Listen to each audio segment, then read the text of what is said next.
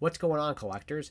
If you saw my Canadian history video, you may feel that along with this video, we're kind of delving a lot into World War II. The channel's not turning into that, just I have a lot to say. Stay tuned.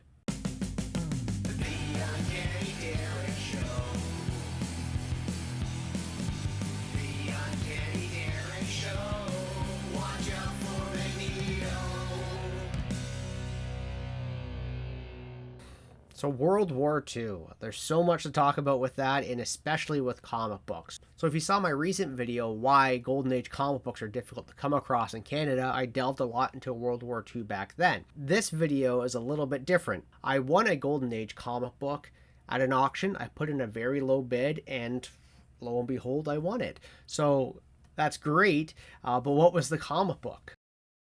It's Airboy Comics number 11, and this book here has so much history into it, and I am super excited to have this in my collection. It is now the oldest comic book in my collection. It is from December of 1945. So this is right out of World War II, and I mean the date of its publishing is December of 45. The stories were written before that, so it was still likely written during the war because the war ended in September. So this is a complete historical book.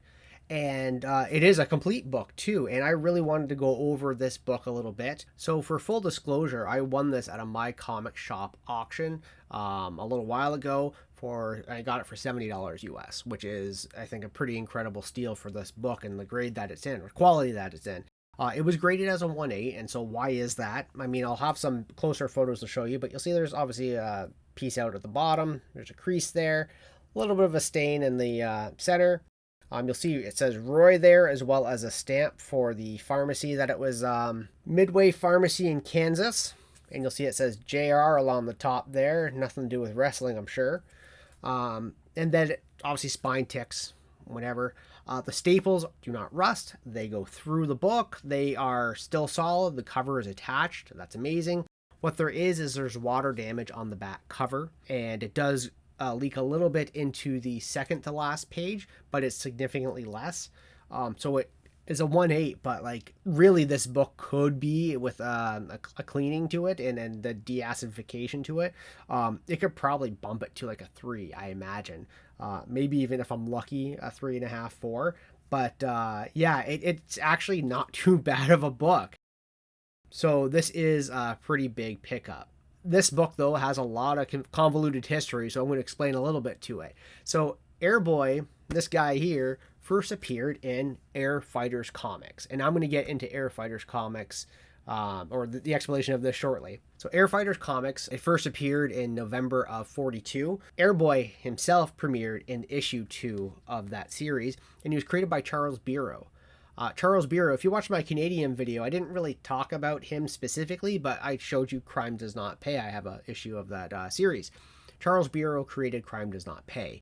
He is known for his Golden Age work there and creating the crime genre, and he also worked on the Golden Age Daredevil books as well. He didn't create Daredevil, but he was known for bringing Daredevil into popularity. So he also created Airboy. So Charles Bureau has his handprint, so to speak, all over this. Air Fighters Volume 1 ran for 10 issues. Then there was Air Fighters Comics Volume 2, and that ran for, first series ran 12 issues. This series here ran for 10 issues.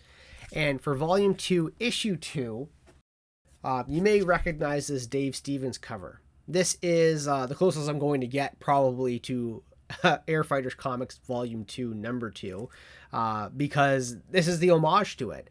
I'll have that right up here on the screen. But this is Dave Stevens' and this is the Eclipse reboot of Airboy done in the 80s.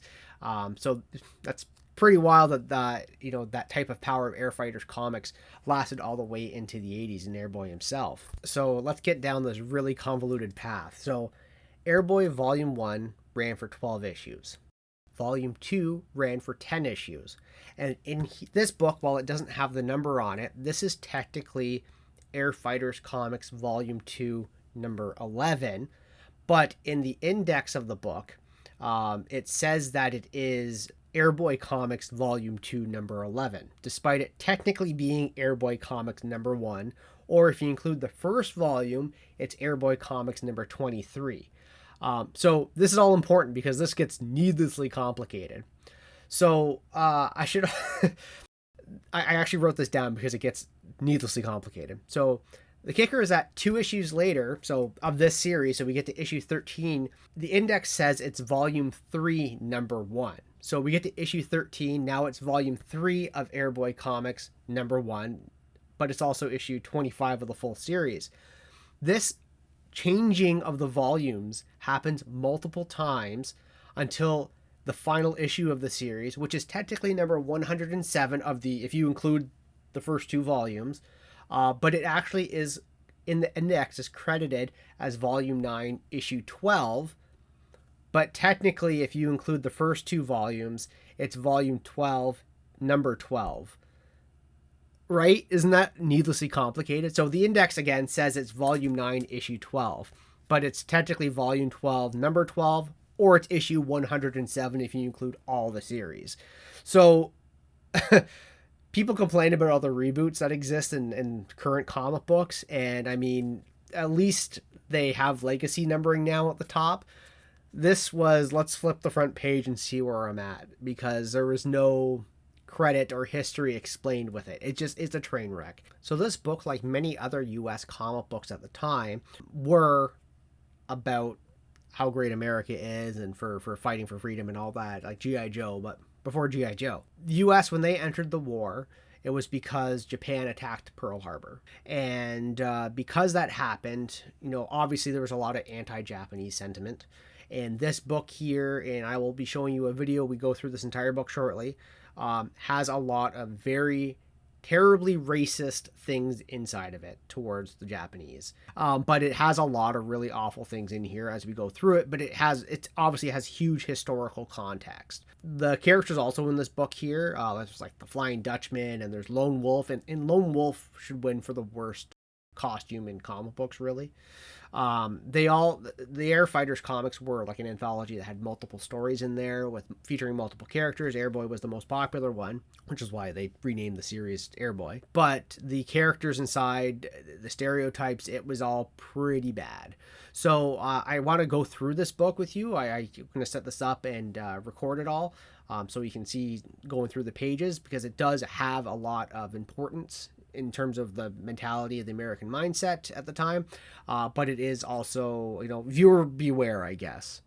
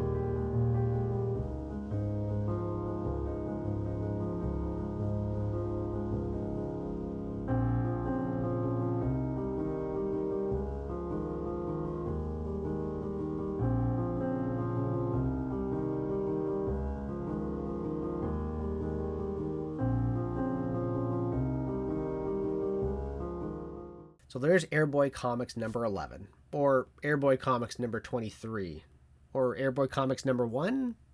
I don't know. That was a lot of convoluted stuff with the volumes. But huge book to have in my collection. I am super thrilled to have this book now with me. It's going to be on the wall for quite some time. I may get it cleaned, like I said. Huge historical piece. So I'm super happy to have this. Books like this do not pop up in Canada. Just to reference my previous video, books like this do not come up easily in Canada. So just a random win for me. And yeah, Airboy Comics. Wow. So that's all for me, and thank you guys all so much for watching. Please don't forget to hit like and subscribe, and we'll see you guys in the next video.